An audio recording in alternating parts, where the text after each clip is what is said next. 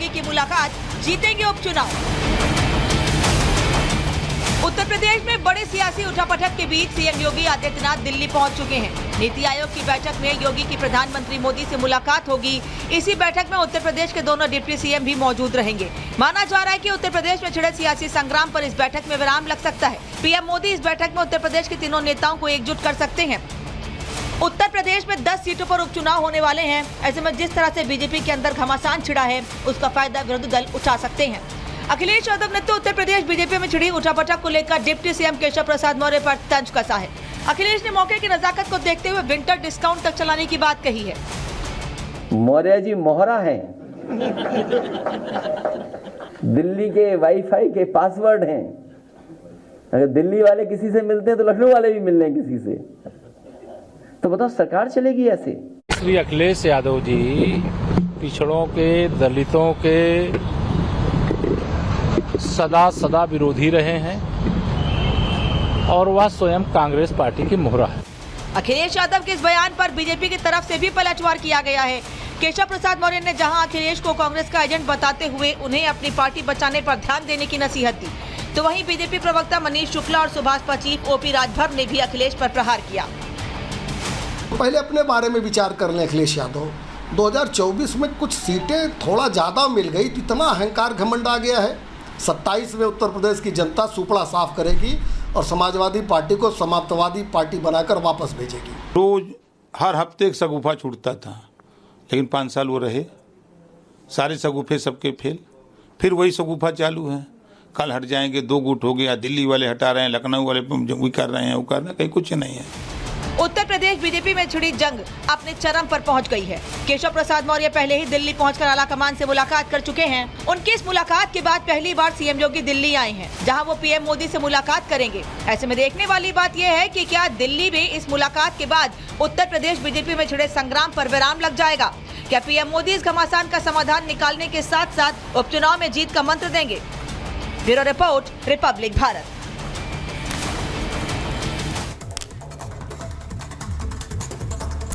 और मेरे साथ मेहमान जुड़ रहे हैं। महाभारत में परिचय करा देती हूँ। वरिष्ठ पत्रकार हर्षवर्धन त्रिपाठी जी हमारे साथ जुड़ रहे हैं।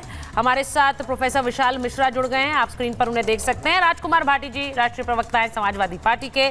अजय वर्मा जी कांग्रेस के नेता हैं और हमारे साथ संजय सरकार जी हैं, टीएमसी के नेता हैं। बहुत बहुत स्वागत आप सभी का। मैं एक बार एक बड़ी खबर बता देती हूँ। बड़ी खबर ये कि कुछ देर में दिल्ली पहुंचने वाले हैं सीएम योगी आदित्यनाथ।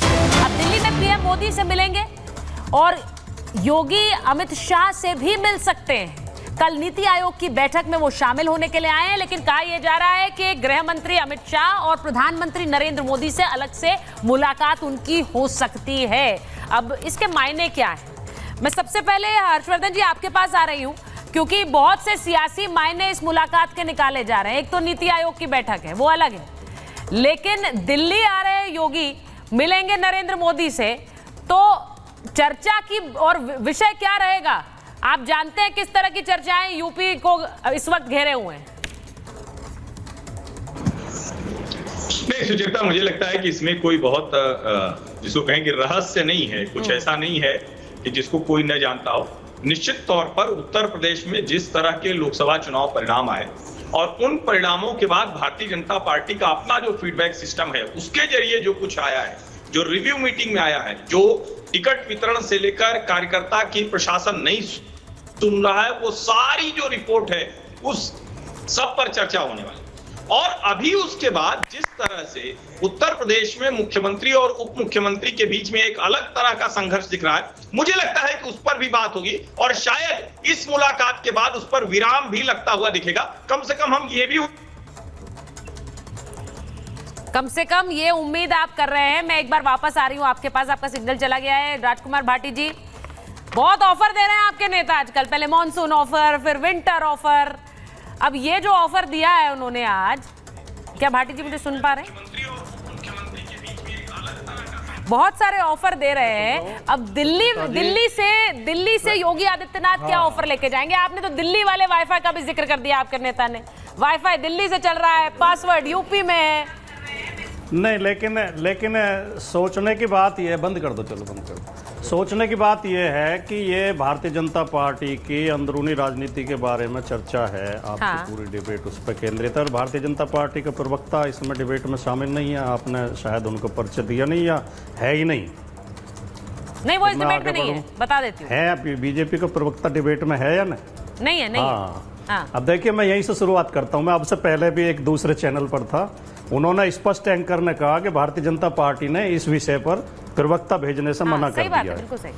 तो कल शाम तक तो भारतीय जनता पार्टी के तमाम प्रवक्ता जोर शोर से योगी जी की वकालत कर रहे थे, हर एक चैनल पर, हर एक डिबेट में कह रहे थे योगी जी बहुत अच्छा काम कर रहे हैं, बहुत अच्छी सरकार चल रही है, सरकार को कोई खतरा नहीं है, मुख्यमंत्री नहीं बदले जाएंगे, ये सब चंडू खाने की खबरें हैं, अफवाहें हैं। आज बीजेपी ने कह दिया योगी जी के समर्थन में बोलना नहीं है, प्रवक्ताओं को चुप कर दिया। तो एक दो दिन में आप देखिए विरोध में बोलना शुरू कर देंगे। अच्छा, तो ये जो खेल चल रहा है इसके लिए हम जिम्मेदार हैं या अखिलेश जी जिम्मेदार हैं? भारतीय जनता पार्टी के अंदर से उत्तर प्रदेश में 20 नेता सरकार के खिलाफ बोल रहे हैं। मोती सिंह का बयान आपने सुना होगा, वो कह रहे हैं मैंने 45 साल के जीवन में इतना भ्रष्टाचार नहीं देखा जितनी योगी जी के शासन में उत्तर प्रदेश में भ्रष्टाचार है। इनके फतेह बहादुर सिंह 7 बार के विधायक हैं, पूर्व मुख्यमंत्री के बेटे हैं, बहुत वरिष्ठ नेता हैं। वो कह रहे हैं कि मेरी हत्या कराना चाहते हैं, प्रशासन मेरी हत्या कराना चाहता है और सरकार मेरी सुन नहीं रही है।